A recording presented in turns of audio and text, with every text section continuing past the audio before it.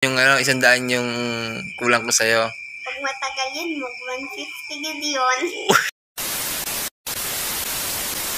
Uy, Papa! Ang 100 ko! 100? Saan? Bakit? May utang ako sa'yo 100 ay? Oo, di ba? Sabi mo, pera mo 200. Uy, paano ako nagkautang sa'yo? Paano ako nagkautang sa'yo? Ay, yung sabi mo, bayaran mo yun.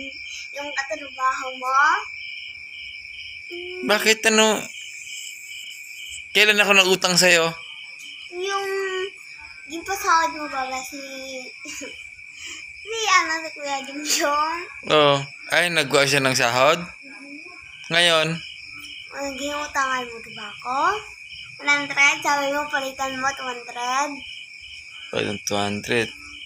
Kala ko nabayaran na kita. Uy, 100 pa lang yun.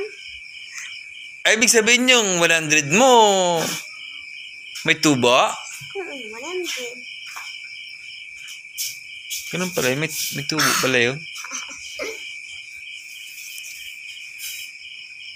Okay lang, wala pa akong pera. Wala pa akong pera. Paano yun? Bakit? Ha? Tingnan ko yung ipalit mo. Pagkira ka na.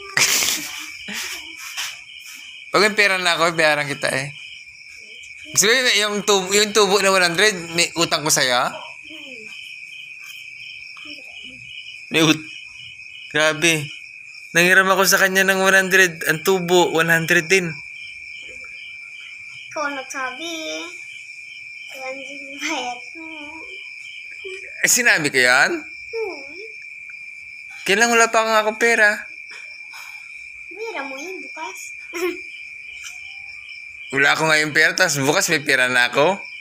Wala nga ako. Sige, pag may pera na ako, babayaran kita.